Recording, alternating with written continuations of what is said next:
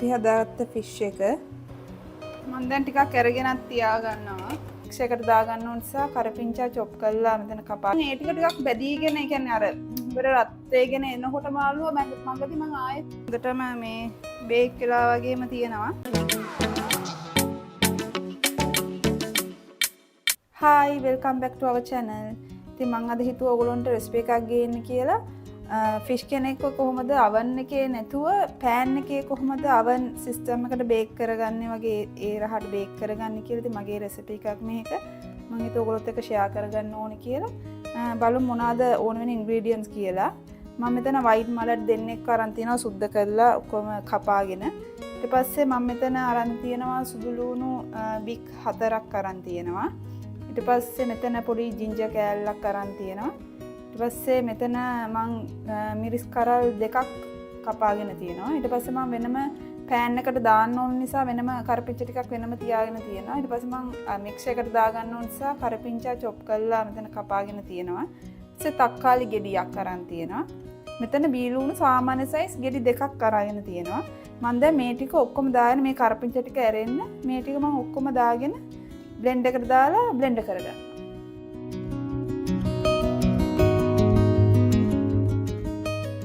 මම මේකට ඔක්කොම ටික දාගත්තා. ඉඟුරු සුදු ලුණු මිරිස් ඊට පස්සේ කරපිංචා ඊට පස්සේ තක්කාලි ගෙඩිය ලුණු ගෙඩිය මම භාගයක් දාගත්තා. මුලින්ම blend කරගෙන ඉන්න. මුලින්ම 3-5 જાතිය කිසිම දෙයක් දාන්න නැහැ. මුලින්ම මේ ටික හොඳට mix කරගෙන ඉමු අපි මුලින්ම.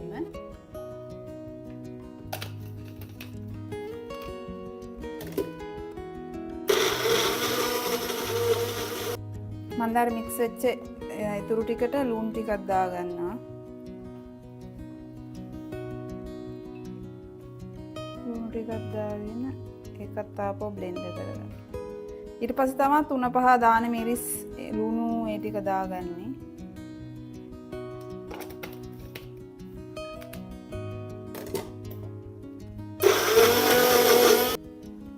දැන් බ්ලෙන්ඩ් කරන් ඉවර වෙලා අපි මේකට දාගමු 3-5 මම මේකට දාගන්නවා 3-5 යෝගට් හැන්දෙන් 3ක් විතර. ඊට පස්සේ ලුණු දාගන්නවා. ලුණු ඔයගොල්ලන්ට පස්සේ බලලා මදි නම් දාගන්න. ඊට පස්සේ ගම්මිරිසුත් ඇඳි දෙකක් විතර දාගන්නවා. කහ චුට්ටක් දාගන්නවා. ඊට පස්සේ මිරිසුත් හැඳි දෙකක් විතර දෙකමාර දාගන්න. දාගෙන ආයේ මේ ටික හොඳට බ්ලෙන්ඩ් කරගන්න. මේ තියෙන දැන් බ්ලෙන්ඩ් කරගත්ත පේස්ට් එක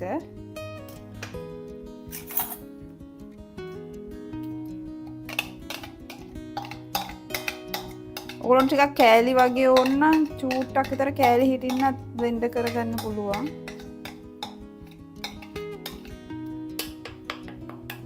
කරගෙන පොඩ්ඩක් මික්ස් කරගන්න.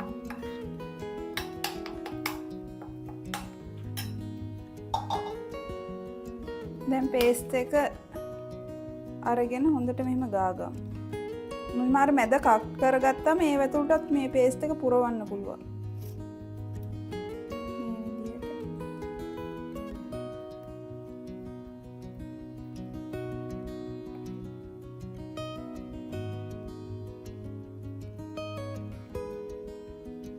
ගාලා කොහොමත් මැරිනේට් වෙන්න විනාඩි 10ක් 15ක් විතර තියාගන්න. හොඳට උරා ගන්න.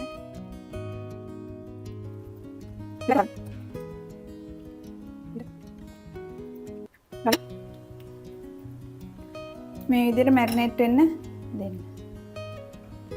දැන් අපි pan එක රත් කරගමු. තෙල් ටිකක් දාගමු. මද ගින්නේ තමයි මේ මාළුව හොඳට අර oven එකේ විදියට බේක් කරගන්න ඕනේ pan එකේ. දැන් pan එකට තෙල් ටික හොඳ රත් වෙලා තියෙන්නේ. දැන් අපි fish එක මේ විදියට දාගමු.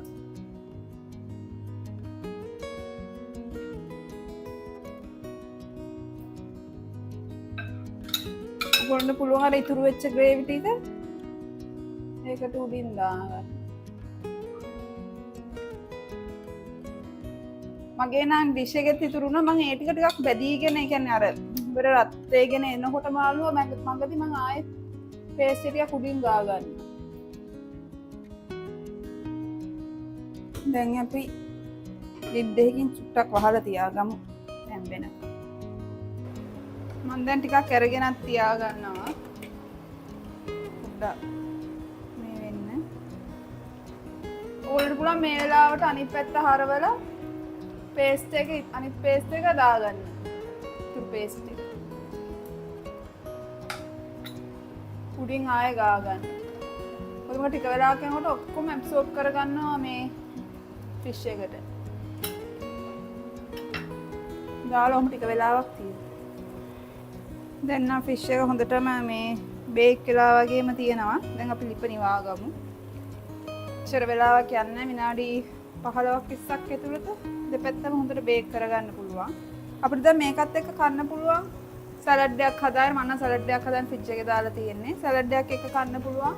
ඒතකොට ඔයගොල්ලන්ට පුළුවන් කංකුම් ටිකක් වෙනම හදාගෙන උණු සුදු ටිකක් දාගෙන එහෙම හදාගෙන එහෙම කන්නත් පුළුවන්. නැත්නම් නිකම්ම ෆිෂ් එක විතරක් කන්නත් පුළුවන්. හරිම රසයි ඒ වගේම හරිම ගුණයි. මේ තියෙන්නේ අපි හදාගත්ත ෆිෂ් එක. හරිම රසයි හරිම ගුණයි. ඔයගොල්ලොත් හදලා බලලා කියන්න. එහෙනම් තවත් වීඩියෝ එකකින් හම්බෙමු. Thanks for watching.